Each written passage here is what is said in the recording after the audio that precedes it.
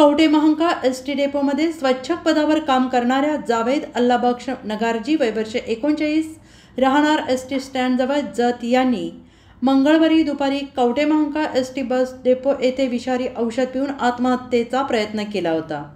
उपचारासाठी त्यांना कवठे महांकाळ उपजिल्हा रुग्णालयात दाखल करण्यात आले होते, परंतु तब्येत खालावल्याने त्यांना मिरजेच्या शासकीय रुग्णालयात उपचारासाठी दाखल करण्यात आले। परंतु उपचार सुरू असताना त्यांचे आज गुरुवारी सकाळी 10 वाजता निधन झाले। तर स्वच्छक पदावर काम करणाऱ्या जावेद नगारजी यांची बदली जत येथून कवठे महांकाळ येथे 2.5 वर्षांपूर्वी करण्यात आली होती।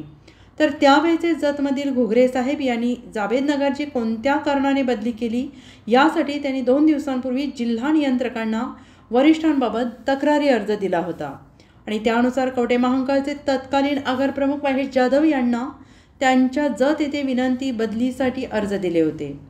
त्या अर्जाबाबत निर्णय घेत नव्हते। शिवाय 2 वर्षापासून बदली अर्ज अद्यापपर्यंत जिल्हा नियंत्रक कार्यालयाकडे गेले नसल्याने त्यांनी पत्रासंगत याबाबत जाणीवपूर्वक स्वच्छक जावेद नगारजी यांना तत्कालीन आगार प्रमुख महेश जाधव आणि हेड मेकॅनिक शेख यांनी जाणीवपूर्वक 8 दिवस निलंबित केल्याच्या आरोपपत्रात केलेला आहे।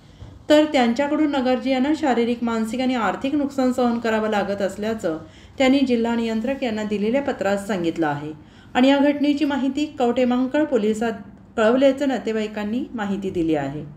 मृतदेह शवविच्छेदन करण्यासाठी पाठवण्यात आला आहे।